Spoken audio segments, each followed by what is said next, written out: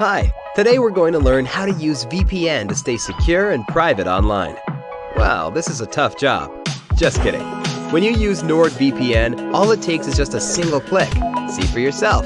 Click, and you're browsing securely on public Wi-Fi. Click, your ISP can't see what you do online. Click, and you're in a different country. Well, virtually. Any device you have there, NordVPN has you covered. Everything else is just details. But if you care to know more, NordVPN has more than 5,000 servers all over the world. It protects your sensitive data with advanced encryption, shields you from malware and phishing sites, and keeps no logs of your online activity. Click link in the description and get 68% discount for your first order. Paying for a vacation package. Filter the results by price range to only show the packages that fit your budget. A package includes both your hotel and theme park tickets. You can also add a meal plan if you don't want to have to worry about paying for each meal while you're at the park. Find a no-fee Disney travel agent to book your reservations. Give the agent a range for your budget and let them know how many people are in your party, the dates you'd like to go, and the type of experience you'd like to have. If you have small children, let them know you'll need a hotel with certain amenities like cribs, kid-friendly playrooms, or twin beds. As far as the experience goes, let them know if you'd like to have easy access to the park or if you're okay with spending some time on a bus no charge to get to the park entrances. If you want a Fast Pass Plus or advanced dining reservations, your travel agent can book that for you ahead of time as well. Agents are a great way to plan your trip because they are up to date on the most recent deals, saving you lots of time spent researching. If a better rate comes along, they'll even switch your booking to save you some money. Vacationeer Calm or Small World Vacations. Calm are great places to start booking with a Disney agent. Start planning your trip and book it at least 6 months ahead of time. Disney World has a lot to offer, so start planning as soon as you've decided to go. A lot of packages sell out months in advance, so book your reservations as soon as possible. In addition to booking, make a daily itinerary for each day of your trip to help guide your decisions about where you should stay, where you'll eat, and how you'll get around. It may seem like overkill to create an itinerary for each day, but it'll save you a lot of stress once you're there. For instance, you might plan to spend most of your days at Epcot and Animal Kingdom theme park, so you might aim to pick a hotel or resort closest to those two like Coronado Springs Resort or Walt Disney World Dolphin Hotel. Be sure to include different attractions you want to see in each park so you have a game plan for each day. That'll help save time trying to decide where to go next once you're in the park. Pay the required deposit of within 3 days of booking your reservation. Put down a deposit for your vacation if you plan to pay it off in smaller payments. Check the rates in mid-June when they are released so you can book your reservation for any time through October of the following year. You can book your reservation up to 499 days in advance. For example, if you want to go to Disney World October 1-6 of 2021, check the rates and set up the package in June or July of 2020. You'll need to have it paid off in full by September 1, 2021. Submit installments of at least as often as you like. Check your budget to see what amount you can afford to make and when. Plan to make payments of at least monthly, bi-monthly, or however often you like. To help you save up, log into your bank account online and set up an automatic transfer each month or so that moves from your checking account into your savings account. Pay off the package in full 30 days before your trip. Set a calendar alarm on your phone so you don't miss the 30-day due date. Your entire package must be paid by the day that's 30 days before the start of your reservation. Balance due dates can be extended, so make sure you have enough funds to pay it off in full by that cutoff date. If you want to switch your reservation dates or change the resort you're staying in within 45 days of your trip, you'll need to pay a service fee.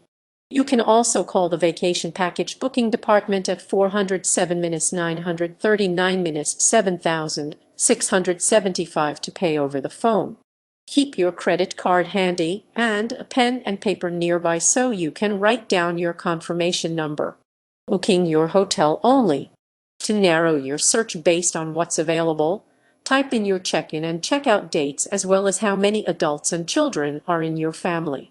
If you have a large family and want to save on food, opt for a villa, cabin, or large suite. These come with a full kitchen and all the utensils you'll need to prepare meals.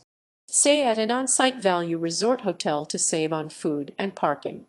Research some of the Disney value hotels near the park entrances. Look at all the themes and decide which one you think you and your family will enjoy the most. Note that value resorts are typically located a little farther away from the park entrances, so you'll need to take a bus to get there. The Disney bus is free, but it will add some time to your commute. Here are some of the cheapest and festively themed hotels Disney has to offer. All-Star Music Resort, themed around music genres like jazz, rock and roll, country, Broadway, and calypso, a great one for a family of music lovers. All-Star Movie Resort, the hotel is decked out with some of the most beloved Disney characters from classic movies like Toy Story and Fantasia. It even has outdoor movie screenings every night. All-Star Sports Resort, perfect if you or your family members are big sports fans. There's even an arcade to keep you and your kids entertained when you're not exploring the parks. Pop Century Resort, the hotel and rooms are decked out to be reminiscent of the 50s, 60s, 70s, 80s, and 90s. It's a good choice if you're into funky retro decor. Pay a deposit on the room equal to the cost of one night. If you don't want to pay for the reservation all at once, you can pay for just one night and then pay off the rest in small increments. Once you get to the hotel, you can pay off the remaining balance.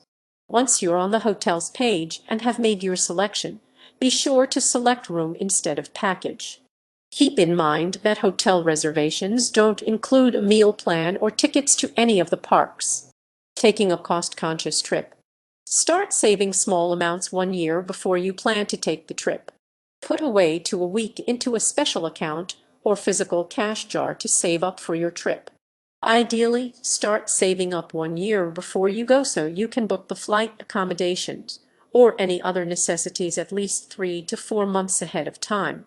Make a point to toss any spare change into a change jar to give you a physical reminder to keep saving.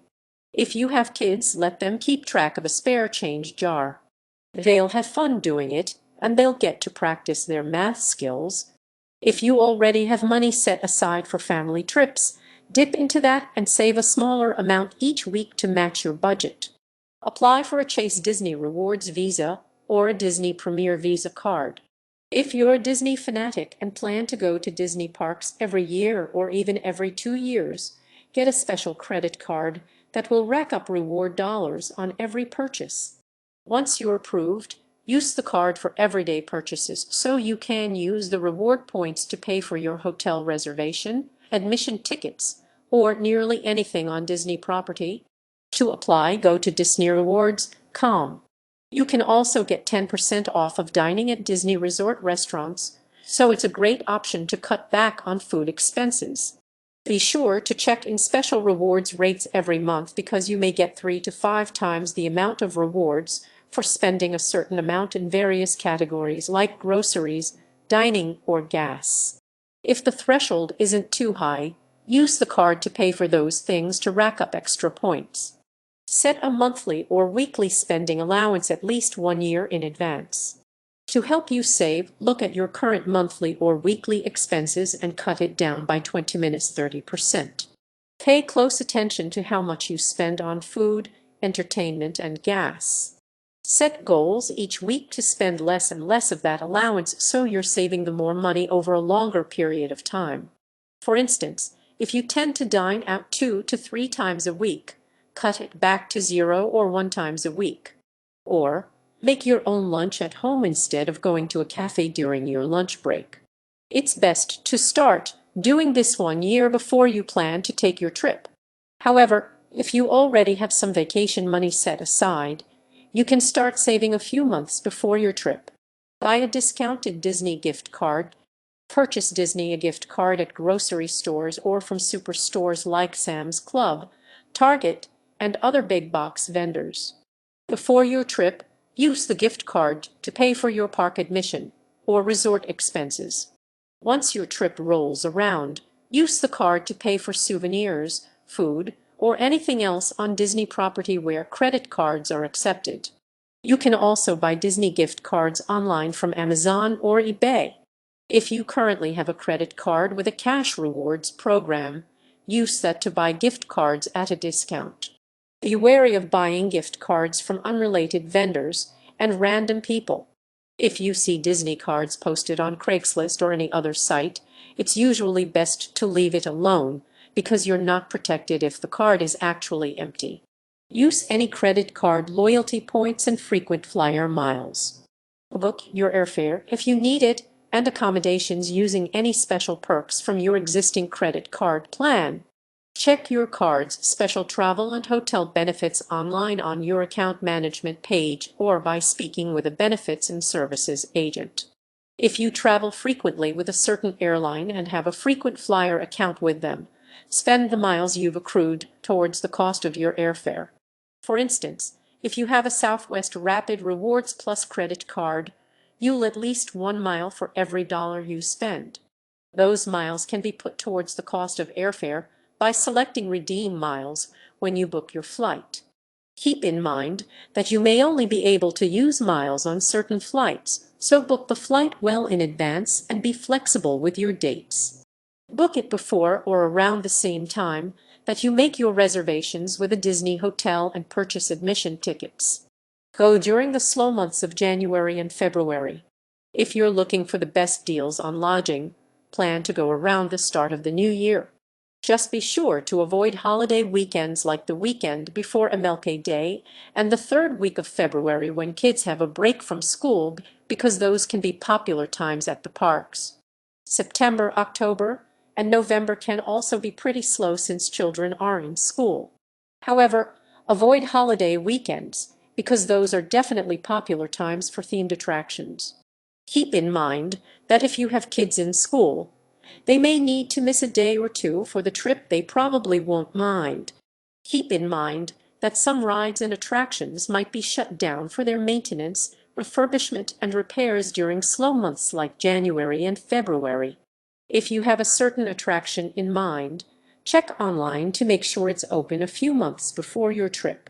Stick with one park per day passes to save some money. Park hopper tickets are typically around more expensive than single park per day tickets. Instead, purchase a one park per day ticket that covers the number of days you'll be there. These options range from 1 to 10 days. You'll have less flexibility on any given day of your trip, but you might be too tired to visit more than one park per day anyway. For instance, a 4-day one park per day ticket during the slow season starts at per adult and per child aged 3 to 9 years of age. A 4-day park hopper ticket is for each adult and for each child. For a family of 4, getting the single park per day tickets instead of the park hopper tickets will save you